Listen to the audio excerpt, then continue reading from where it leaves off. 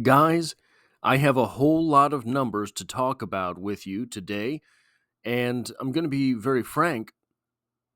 I'm kind of an idiot. So this could go very poorly very quickly, but I wanted to look at the salary cap for the Kansas City Chiefs. We are nearing the draft, we are nearing free agency, and the Kansas City Chiefs are in a position with the salary cap that is very precarious because they have to have some space in order to be able to even sign their draft picks. But right now, it looks like the Chiefs have somewhere between $3 and $6 million of cap space, depending on what number you get and from where you get that number. So I wanted to look at some of the moves that can be made, all while keeping in mind the Chiefs have very few players on the roster right now anyway. They have 50 players. You have to have 53 just to start the season, and you will take 90 to camp. So where the rest of these players will come from is, at this point, something of a mystery. But they're okay. So every player that is to be released, it needs to be remembered that he has to be replaced by someone else that will also be making money. So the obvious answer is here, like you look at the first name there, release Sky Moore, and it saves the team $1.58 million. There's almost no doubt in my mind that Sky Moore gets released. Maybe you can find someone to trade you a 2037 seventh round pick. I don't know. But I think it's very likely that Sky Moore gets released. That saves $1.58 million. But the Kansas City Chiefs are going to have to fill that spot with someone else that costs money as well. So that $1.58 million that you save by releasing Sky Moore, say you have a seventh round draft pick wide receiver, which I don't think the Chiefs currently have a seventh round draft pick. You have a seventh round draft pick wide receiver. All of a sudden, that guy costs something like $500,000. So really, you're saving $1 million, not $1.58 million. But these are the names that I thought were the most likely to be released. Sky Moore, I think there is no chance that Sky Moore makes the roster in 2025, unless it is just because Andy Reid really likes the guy. I don't know how necessary it was for him to miss the end of this season. I think probably the injury that he is reported to have had is something that guys kind of play through all the time. And if the team knows, hey, we're probably going to release you, maybe you have friends inside the organization that say, well, we're just going to give him a surgery first, right? I could be completely conspiracy theorist on that, but Sky Moore was not playing football at the time that he was put down on IR, and no one had heard anything about him having an injury until the day that he popped up on IR. Then there's Joshua Williams. The curious case of Joshua Williams, the guy that everyone on the coaching staff seemed to want to move up and take that number 2 cornerback spot moving into the season, ended up kind of having a dud of a year. Cutting Joshua Williams saves the Kansas City Chiefs $3.2 million towards the salary cap. And with the way that the season went for him, the way that Jalen Watson was able to waltz back from an ankle injury and take back that second cornerback position was kind of mind-boggling if you have anyone else on the roster that you trust to play the sport of football, but they do not. Joshua Williams here in his third season played 411 snaps. Does not sound like a trivial contribution to the defense, 411 snaps, but it should be noted that he played 437 snaps as a rookie. Last year, he dropped down to 321 as Jalen Watson really kind of stood out in that group. But again, a diminished role when there was exceeding amounts of opportunity. You lost L'Jarius Sneed from the roster this season, and Joshua Williams still ended up playing fewer reps than in his rookie season. Then there is Shawn Bradley. Uh, Guys, I just don't know. I don't know what Shawn Bradley would do to make the roster. 6'1", 240-pound linebacker. Kind of hasn't done much in his NFL career. And I'll talk about him and Cam Jones together because they're kind of the same spot on the roster.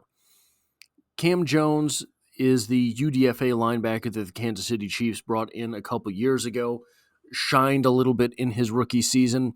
In the playing time that he got this year, he did not look good. He really struggled in that final game against the Broncos and struggled with pursuit angles, struggled with seemingly speed in general, struggled with a couple missed tackles, did not have a good showing when he had been on the team all year long and needed to show out in that game to kind of promote himself going into the season where the Kansas City Chiefs were going to be maybe losing Nick Bolton and probably losing Jack Cochran. You have the opportunity to show your worth in that game, and it didn't work out. I think that both of these players, as releasing them, would save the Kansas City Chiefs $1.1 million towards the salary cap. I think Cam Jones is actually something like $1.03 million. But either way, the Kansas City Chiefs have shown a propensity for loving to bring in UDFA linebackers. They have shown the ability to do it well. And when you look at the linebacker class this year, it's an intriguing class. So I think that there will be a couple of guys that definitely fall through the ranks and end up as UDFA. And they're going to answer the Chiefs' phone call first. Why? Because the Chiefs have brought in all of these UDFA, put them on the active roster, and gotten them second contracts in the NFL.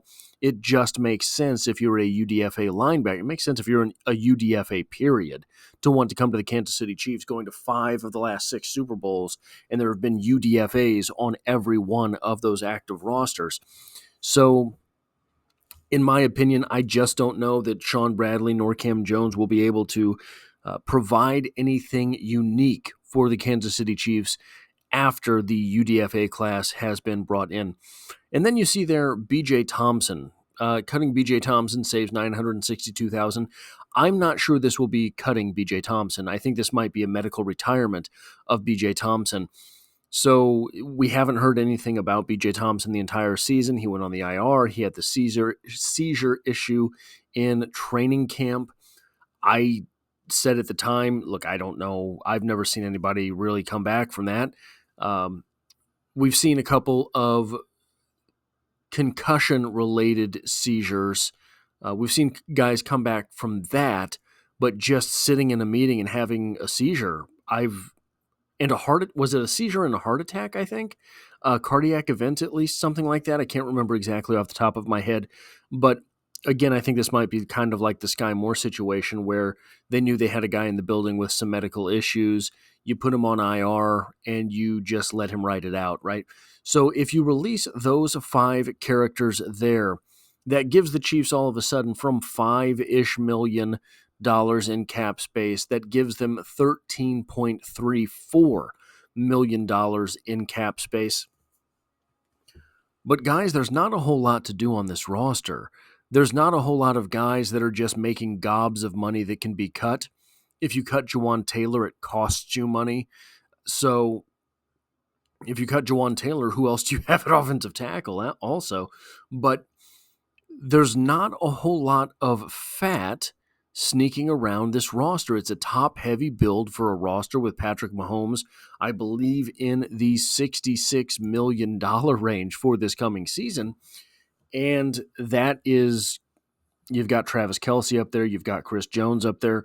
That's where the bulk of the money is going on this team. Joe Thuney is making a lot. Jawaan Taylor is making a lot. So you've thrown some money at the offensive line, and it's just a difficult position to be able to fill. So getting up to 13.3 means that you can sign your rookie class, and it means you can probably add one sort of mid-level free agent. You can add one guy, maybe even that's on a one-year prove-it deal. That might be Hollywood Brown again, considering that he did not have a regular season. So there's that going on with there. But there's a couple other names that you could release and save money. I don't know if you want to. Brian Cook did not have the best season. That said, releasing him saves $1.5 million. I think that he is better than a release candidate. Cutting Chamari Connor saves $842,000 for the Kansas City Chiefs against the salary cap there. I'm not sure that is going to be an option either. The Chiefs seem to like Chamari Connor. Last season, he ended up playing 573 snaps, basically doubling his rookie total. So, and quite honestly, I got all of these numbers from SpotTrack, so I don't know how reliable or unreliable that is. I didn't know that if you cut a player after their second season, you would end up saving money on the rookie contract. I thought it was always the third season after which you could recoup some money, but SpotTrack has it listed this way. I will believe them. But if you threw those two on there, you're looking at 14.8, 15.5-ish. So 15.5, but you have to replace Brian Cook and Chamari Connor and Joshua Williams in your secondary. I don't think that is a route the Kansas City Chiefs will go, but it's a route that is available to them. Then there is FAU, Felix Anudike-Uzomah. If you release him, it costs you money. But if you find someone to trade for Felix Anudike-Uzomah, you save $425,000. I don't think they will go that route. I think that FAU is a decent depth piece. I think FAU is essentially Mike Danna. They ended up extending Mike Danna last season. Mike Danna has all of a sudden become a mid-level salary guy for the Kansas City Chiefs. And if you cut him, it costs you money. So Mike Danna also likewise did not have the greatest season last year. What am I doing here? Mike Danna ended up playing 496 snaps. That was less than last season, about the same as 2022, and less than his sophomore campaign in the NFL. Ended up with, where are we at? I apologize for not having these numbers already pulled up. Played 13 games, started 12 of them, 1 pass deflection, 2 forced fumbles, 3.5 sacks, which was the least. So he had 2.5 sacks as a rookie, 3 in his sophomore campaign, then 5 sacks in 2022, 6.5 sacks in 2023, just 3.5 sacks last season, and 41 tackles. Now, the sacks were kind of a disappointing number, but he did have the second highest tackle number of his career, making it seem like he is a little bit more reliable against the run than used to be. So anyway, the next thing that you want to look at is converting. And I have to be 1,000% honest with you. I don't really understand the idea behind converting. You're converting some of the salary to signing bonus, which prorates it over the course of the contract.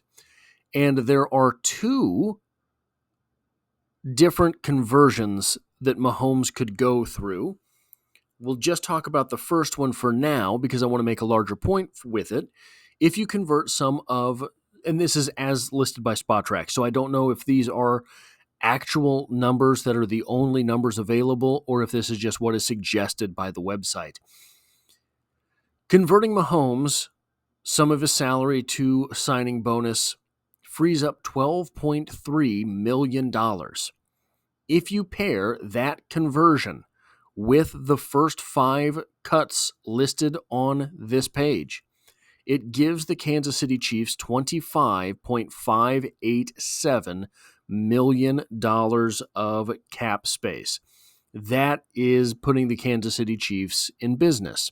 That is exactly what the Kansas City Chiefs, around what the Kansas City Chiefs would have to be at to do what they normally do, which is sign 2 decent free agents and a couple of lower level guys, right? That is kind of what they seem to be doing on a year-by-year basis, and it seems to be sustainable for them. Now, there is an option for converting Mahomes that saves the team $38.19 million, which would give the Chiefs $51 million of cap space. I don't know that I'm for that option, simply because with the monster contract that Patrick Mahomes has, eventually the piper has to be paid. And the small conversion is something that allows Mahomes to get a decent amount of his money, but it also puts that salary earned behind the team. By converting Mahomes in this fashion and saving the Kansas City Chiefs $38.19 million against the cap space, it's going to push bigger problems into future seasons for them. That said, if you convert Jawan Taylor as well, there's a conversion available for him that would save the Kansas City Chiefs $14.66 million. There is a conversion available for Joe Thuney that would save $11.39 million. If you do all of these big conversions and you go ahead and cut those 5 players and you trade FAU, it gives you something like $78 million of cap space. So then we could bring in Ja'Marr Chase. Then we could bring in Chris Godwin, right? Then we could bring in all of these, T. Higgins, or Ja'Marr Chase isn't a free agent this year. He's next year. We could bring in T. Higgins, Chris Godwin. We could bring in, I don't remember who the big name offensive tackle is that's out there this season. We could bring in all of them, right? And just dominate for this season. But that does not seem, Brett Veach and company seem to be wanting to build sustainable success, and that's exactly what they've done. 7 consecutive AFC championships, 5 of the last 6 Super Bowl appearances. But anyway, this is just some of the numbers that are available for the cap, the salary cap. If you like or appreciate this sort of thing, hitting a like button really does help me out, as it tells YouTube to share this video with other Kansas City Chiefs fans. If you find yourself here by chance but not design, the Chiefs are the only thing that I talk about on this channel, dropping multiple videos every single week, and I hope to have you back for the next one.